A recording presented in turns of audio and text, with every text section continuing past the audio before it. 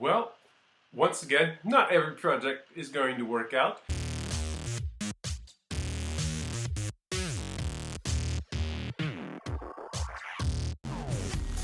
Hello, welcome back to Free Delirium. My name is AJ, and this week I've been working on something a little different than those in the past. With the creation of this channel and the associated social media accounts, I figured I'd add a little bit of something more official to the Free Delirium brand. So I wanted to make a business card, and since it's a 3D printing name, I figured I should make it a 3D printed business card. And all I did was just take a big block in Tinkercad and just add text into the block. So it's actually kind of see-through, and wanted to do a little bit of a spiral effect, kind of like the subscribe icon on YouTube here, with like a spiral in the background of the 3D dash. So I wanted the card to have two separate layers. So most of the card is completely punched through. It is gaps and holes that make up all the text, and then I wanted the little spiral effect to not be completely through, but still be like translucent with the light. But after printing this, I think it is, so that made it 2 millimeters thick, the whole card, with each of the little indentations for the spiral are 1 millimeter thick. But I was curious how practical this may or may not be as a 2 millimeter thick business card. So my plan this week is to just stick it in my wallet and walk around with it all my goings and comings for the week. And we'll see how it and the wallet and everything around it holds up afterwards.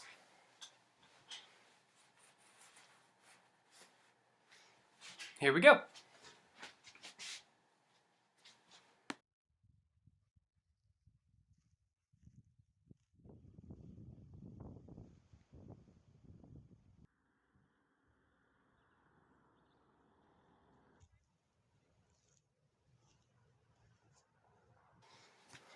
Okay, so after a couple days, a short week of walking around with this in my wallet, it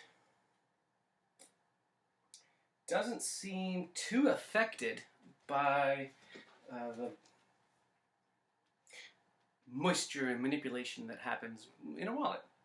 Now, I guess there's an ever so slight indentation in the other business cards in my wallet that has my name on it to an extent, but one of the flaws with this is it didn't quite exactly print completely flat. So I knew there would be an issue because the font is not a stenciled font. So like the inside of the A and the inside of the D in my last name would have just fallen out. So I had to make a little bridging spot in between the two. But on the smaller text down in the, for example, Patreon and the YouTube channel, anytime there are those completely enclosed bits of the font, it kind of, the filament built up, and so that specific spot is bigger than the actual card around it. This is very big. It kind of, every time I open my wallet, it's there sticking out. It's not exactly the right proportions of the other business cards that are in my wallet, so maybe that would help. But I think when I make more of these, I think I want to probably do away with little spiral effect, and I might just make it 1 millimeter thick. It'd be a lot better.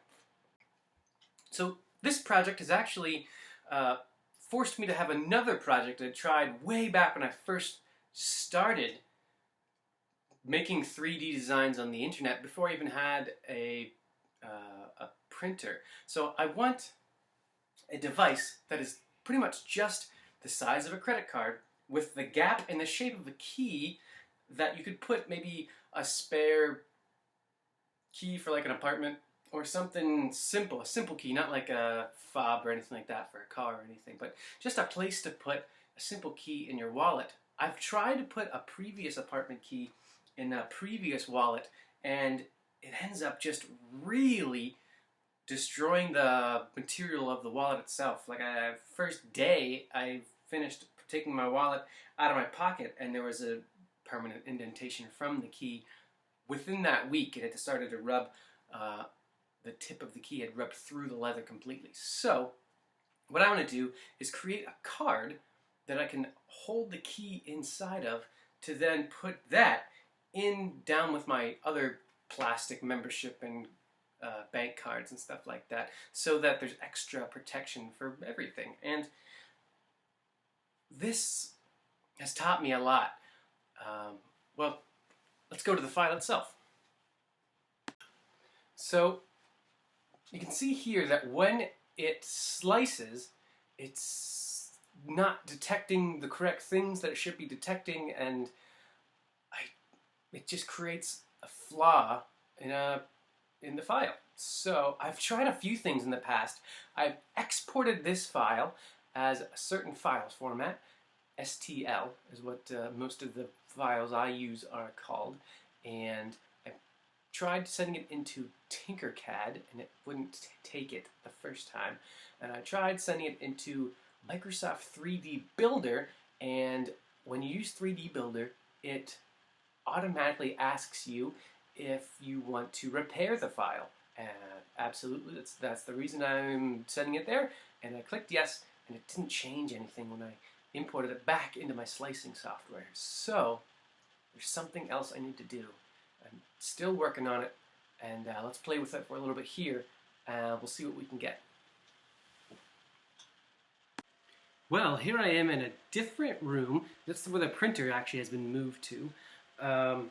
As you can see in the footage that I was just showing, for some reason I tried it again, exactly the same thing that I've done before, and it seemed to work. I transferred the file from the app that I was using earlier to Tinkercad, and this time it seemed to import just fine. So I was able to edit it and fix the problems with the file, and it just finished. It only took a half an hour to print, and I have exactly what I was trying to make.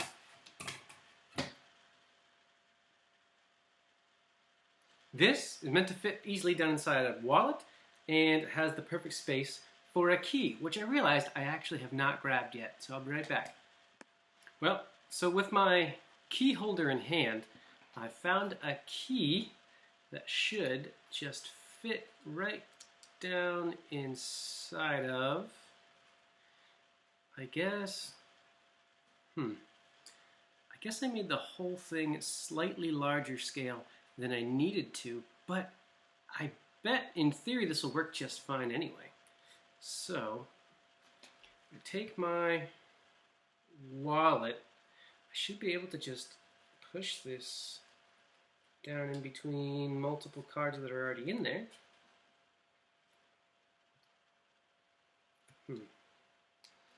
Didn't quite fit flush. There we go. Perfect. And now it's a nice spacer. It does add quite a bit of thickness to my already probably too thick wallet. So maybe I'll work on that, but scaled down in general should fix that problem completely. So I actually had printed an entire outro already, filmed an entire outro for this video already, assuming that this was going to fail. So I can completely discard that and say that it actually worked just fine. So I have really seen the reason why I've shifted less from SketchUp, is the name of the previous software, to Tinkercad in what I'm doing. SketchUp is great for getting the details and getting extremely precise with what I'm trying to make, but it can also sometimes lead to some issues with files like I had here. If you noticed in the video I just showed, it wasn't quite flush, and there were some spots that should have been flat that were instead had crazy geometries and didn't sit flush at all. Transferring them to Tinkercad, and I'm working with even shapes and smooth lines. So I guess now, once again, thank you for joining me here on 3 Delirium, where we can all hallucinate about the possibilities of 3D printing, and I'll see you next time. Please consider subscribing if you'd like to. There's a link for that at the end of the video here, and as well, there's a link to the Patreon page if you'd also like to consider that as well. We'll talk to you next week. Catch you later.